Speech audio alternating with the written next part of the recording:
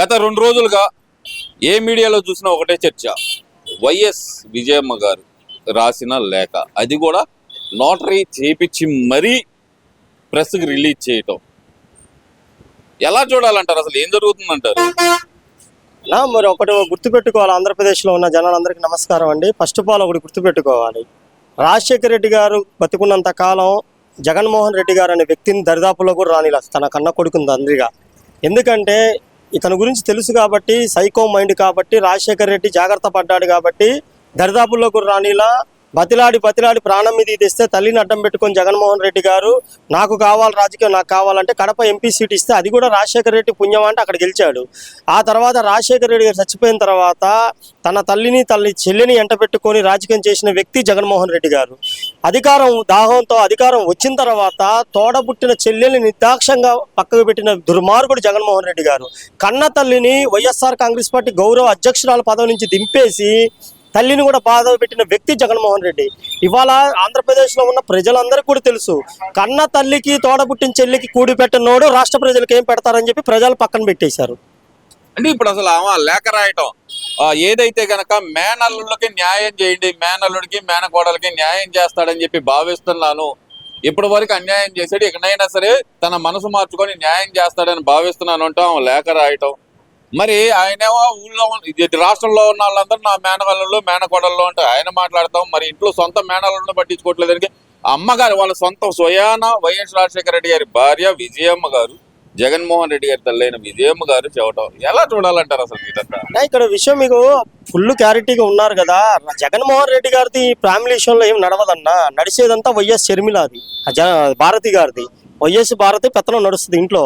మనోడు ఇంట్లో ఏంటంటే టిష్యూ పేపర్ బయట సింహం అని అది చెప్తున్నా కదా. వైఎస్ భారతి పెత్తనం నడుస్తుంది.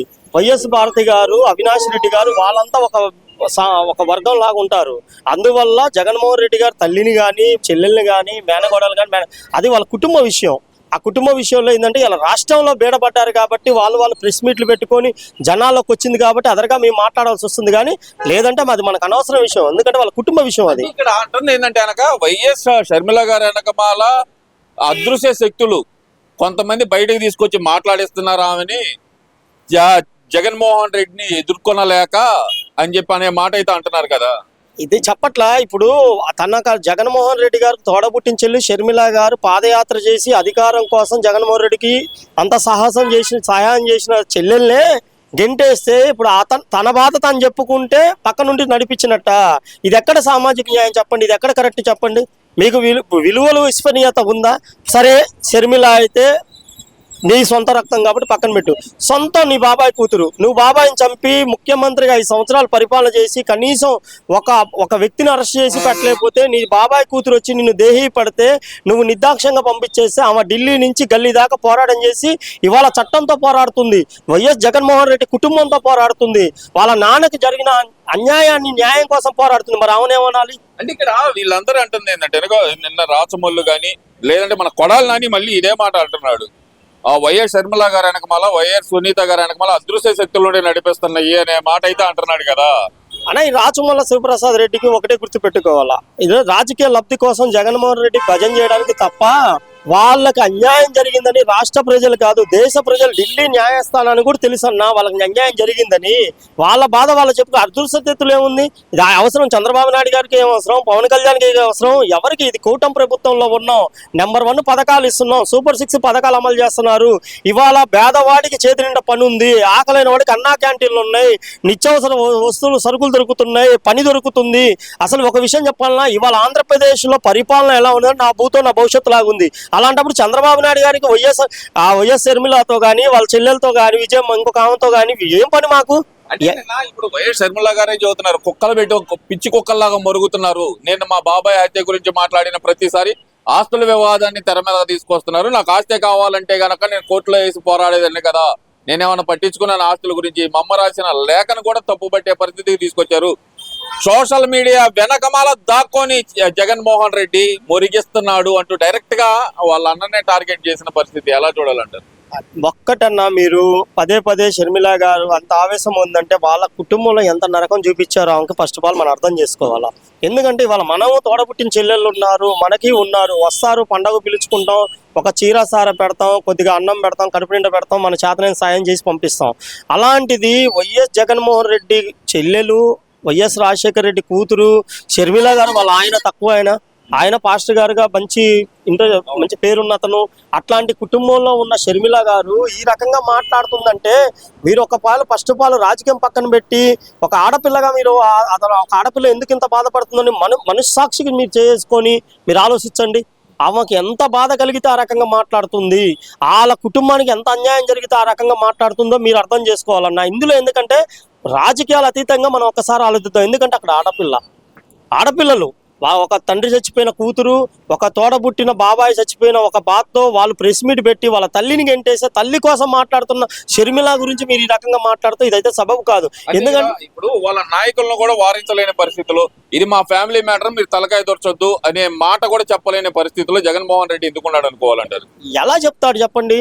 ఆ రోజు 5 సంవత్సరాలు రాష్ట్ర ముఖ్యమంత్రిగా అసెంబ్లీ కూర్చొని చంద్రబాబు నాయుడు గారిని వాళ్ళ ఇంట్లో ఫ్యామిలీని, భువనేశ్వరి తల్లిని నోటికొచ్చినట్టు మాట్లాడుతుంటే పిచ్చోడి చేతిలో రాయిలాగా కిలకిలా నవ్వుకుంటున్న సైకో మైండ్ ఉన్న జగన్మోహన్ రెడ్డి గారు తోడబుట్టిన చెల్లెలు అయితేంది, కన్న తల్లి అయితేంది, కట్టుకున్న పిల్లం అయితేంది, అతని మెంటాలిటీలో ఆడపిల్లే లెక్కలో ఉన్నాడు. ఇంకో విషయం కూడా, ఒక తెలుగుదేశం పార్టీ కార్యకర్త కిరణ్ అనే కార్యకర్త వైఎస్ భారతి గారిని నోరు జారారని చెప్పి చంపేస్తాం, నరికేస్తాం అని మాట్లాడిన వైసీపీ సోషల్ మీడియా ఇదే వైఎస్ షర్మిల గారి గురించి ఈ రోజు నోటికొచ్చినట్టు మాట్లాడుతున్నారు. మరి వాళ్ళని కూడా చంపేస్తాం, నరికేస్తాం అనే మాట వైసీపీ సోషల్ మీడియా కానీ, వైసీపీ నాయకులు కానీ, ఎందుకని వాళ్ళ కార్యకర్తలను కానీ వాళ్ళ నాయకులను కానీ జగన్మోహన్ రెడ్డి అదుపులో పెట్టలేకపోతున్నాడు? ఇక్కడ ప్రధాన కారణం ఏమనుకోవచ్చు అంటారు? చెల్లెల్ని టార్గెట్ చేశాడు అనుకోవచ్చు అంటారా జగన్మోహన్ రెడ్డి? ఫస్ట్ 100% కదా, మీకు అర్థం అవ్వట్లేదన్నా. 100% వాళ్ళ చెల్లెల్ని టార్గెట్ చేశారు, ఇద్దరు చెల్లెల్ని. ఒకటి మీరు ఇప్పుడు ఇందాక అడిగారు కదా, కట్టడి చెల్లె మా తెలుగుదేశం పార్టీ కిరణ్ని వినందంటే, తెలుగుదేశం పార్టీ 40 సంవత్సరాలు సాంప్రదాయ గల పార్టీ, క్రమశిక్షణ గల పార్టీ, ఎన్టీ రామారావు గారు స్థాపించిన పార్టీ మహాదేవుడు. ఆ తర్వాత వచ్చినటువంటి శ్రీరామచంద్రుడు లాంటి చంద్రబాబు నాయుడు గారిలో క్రమశిక్షణ పార్టీ కలిగి ఉంది కాబట్టి ఈ రోజు కూడా తెలుగుదేశం పార్టీకి 1 కోటి పైన సభ్యత్వాలు ఉన్న పార్టీ తెలుగుదేశం పార్టీ రికార్డు బద్దలు. మేము ఒకటే మాట చెప్తున్నాం, ఒక ఆడపిల్లని ఎవరైనా సరే మా భూమి మీద ఉన్న ఒక ఆడపిల్లని తప్పుగా మాట్లాడితే చంద్రబాబు నాయుడు గారు క్షమించనన్నారు. అది మా పార్టీ సిద్ధాంతం, మా పార్టీ సస్పెండ్ చేసింది. ఆ దమ్ము ధైర్యం వైఎస్ఆర్ కాంగ్రెస్ పార్టీకి లేదు. ఎందుకంటే అసలు ఆంధ్రప్రదేశ్లో విలువల రాజకీయం చేసిందే దరిద్రమైన పార్టీ వైఎస్ఆర్ పార్టీ. మీరు గత 5 సంవత్సరాలు చూశారు, అసెంబ్లీలో ఎన్ని బూతులు తిట్టారు, ఎన్ని అవమానాలు చేశారు, ప్రజలు ఎన్ని తిట్టారు. ఒకటి సన్న బియ్యం అడిగితే నీ అమ్మ 3 అంటాడు, ఒకడేమో సరుకులు ఆడే వచ్చి అంటున్నాడు కదా, షర్మిలని మొదలు పెట్టి రాజకీయం చేస్తున్నాడు చంద్రబాబు నాయుడు అని అర్థంలాగా మాట్లాడుతున్నాడు కదా, మళ్ళీ ఏంది యాక్టివ్ అవడానికి చూస్తున్నాడు అనుకోవచ్చు అంటాడు వాడు. ఈ రోజు కోడల నాని కానీ, పేరుని నాని కానీ, రోజా కానీ, ఇంకా మిగతా ఉన్న నాయకులు మాట్లాడే విలువలు జనాలు మర్చిపోయారన్న. వాళ్ళ ఉనికి చాటుకోవడం కోసం ప్రెస్ మీట్ ముందుకు వస్తారు, ఏదో ఒక నిందేస్తారు, పోతారు.